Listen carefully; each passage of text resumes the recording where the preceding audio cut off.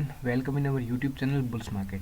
सो आज की ये लर्निंग वीडियो है जो ये काफ़ी इंपॉर्टेंट होने वाली है बिगनर्स के लिए जो स्टॉक मार्केट में आते हैं ट्रेडिंग करने के लिए, जो ट्रेडर बनना चाहते हैं, जो यूट्यूब पर बहुत सारे वीडियोस देखते हैं जिनमें लैक्स प्रॉफिट होता है कि एक दिन में कुछ ने एक घंटे में बनाया है, लाखों बनाए हैं किसने, इस तरह से वो क्या है कि प्रॉफिट देखकर फैसिनेट हो जाते हैं। वो सोचते हैं कि it's very easy and I can also do this but it's not very easy.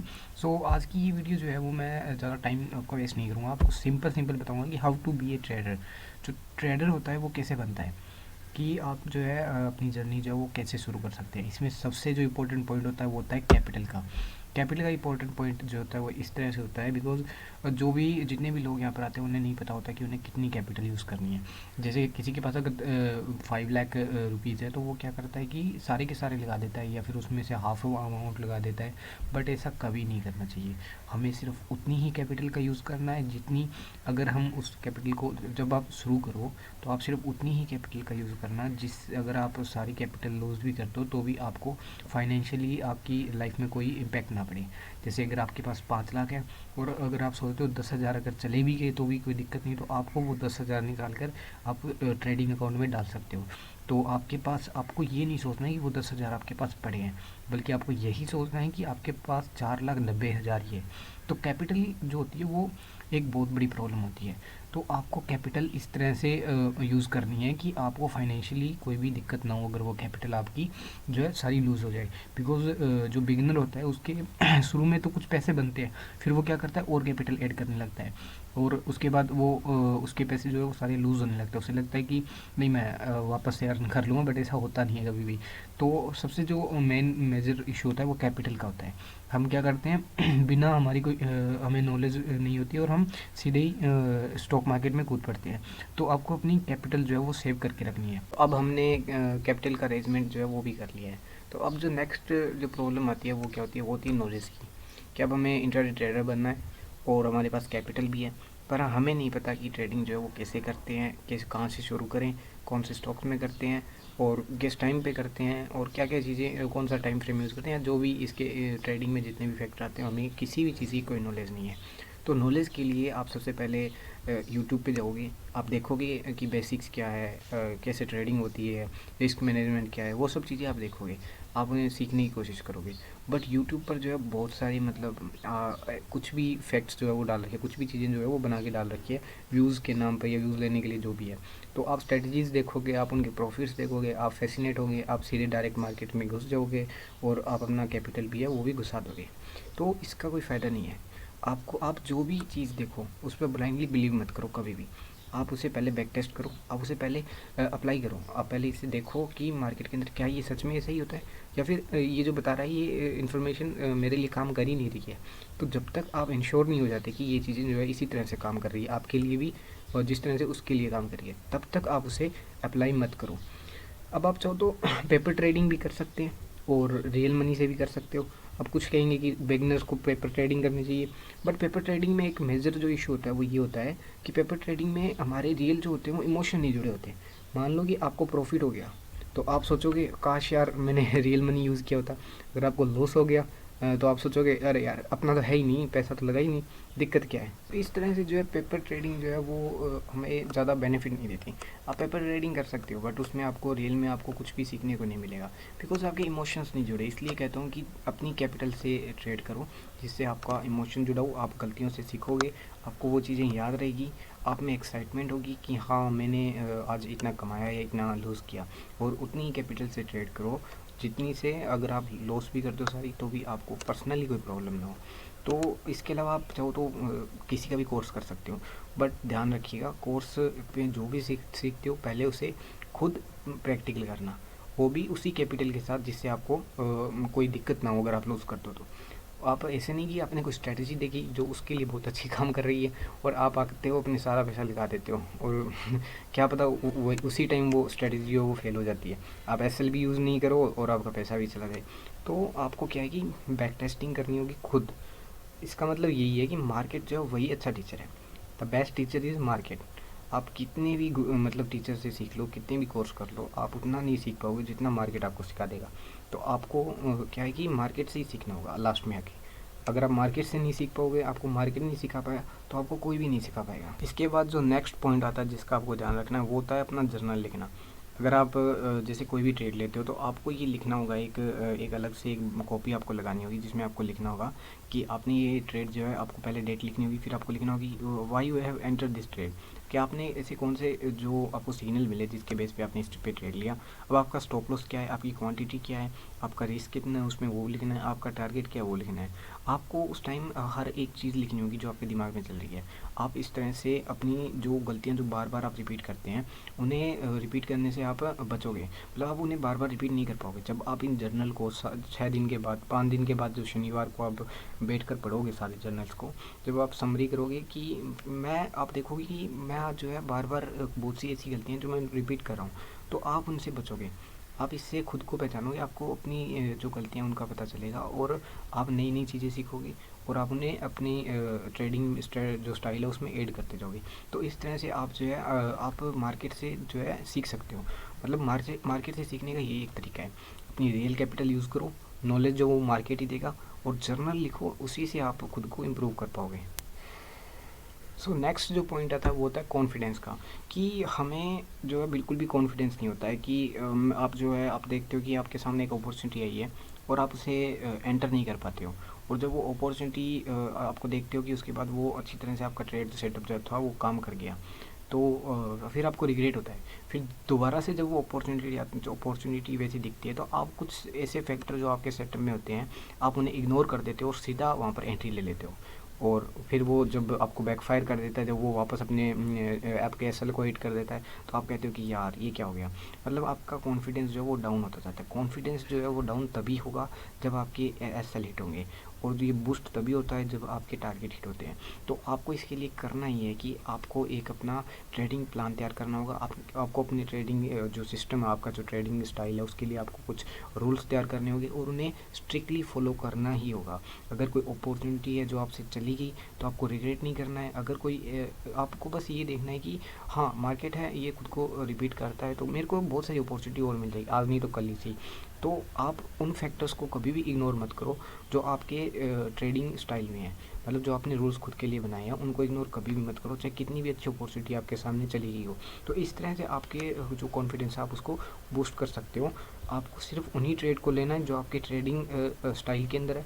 और अगर आपके एसएल हिट हो रहे हैं, तो भी आपको ये नहीं है कि आप अपना कॉन्फिडेंस लूज़ कर दो, और अगली बार जब आपको कोई अपॉर्चुनिटी मिले और आप उसमें एंट्री ना कर पाओ, तो उसके बाद क्या होगा, वो चल पड़ेगा और आपका जो कॉन्फिडेंस है वो ऐसा होगा कि आपको रिग्रेट आएगा, और अगली बार आप क्या करोगे कि अपने जो रूल्स हैं उन्हें इग्नोर कर दोगे और एंट्री लोगे, और आपका एसएल फिर सेट हो जाएगा। तो आपको इन चीज़ों को इग्नोर करना है।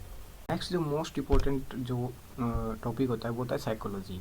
मतलब ट्रेडर की साइकोलॉजी सब कुछ होता है, चाहे उसे कितनी भी स्ट्रेटजी पता है, स्ट्रेटजी का रोल होता है वो सिर्फ 10% या फिर 15% ही होता है। जो 80 से 85% जो रोल होता है वो सिर्फ साइकोलॉजी का होता है, कि आपकी साइकोलॉजी क्या है। अगर आप पैशंस रख सकते हो आपकी एंट्री जो होती है तब तक, तो आप एक अच्छे ट्रेडर बन सकते हो, आपकी साइकोलॉजी अच्छी है। अगर आप पैशंस नहीं रख सकते, आपको लग रहा है 2 दिन से मार्केट ने मुझे कोई अपॉर्चुनिटी नहीं दी, मुझे तो ट्रेड करना ही करना है, तो आपकी साइकोलॉजी बहुत ही ख़राब है, और आप पैसा जो है वो लूज़ ही करोगे। आपके पास से कितनी भी स्ट्रेटजी हो, तो आपके पास हज़ारों स्ट्रेटजी है, कोई भी काम नहीं करेगी अगर आपकी जो साइकोलॉजी है वो आपकी अच्छी नहीं है। तो अगर आपके इमोशंस पर, आपकी ग्रीड पर, आपके फियर पर कंट्रोल नहीं है, तो आपकी कोई भी स्ट्रेटजी आपको पैसा नहीं लेकर जाएगी। सबसे इंपॉर्टेंट होती है वो साइकोलॉजी होती है। अपने टाइम का इंतज़ार करना, मतलब आप मार्केट सबको चांस देता है, आपको सिर्फ अपने चांस का वेट करना है। आपको पेशेंसली वेट करना होगा।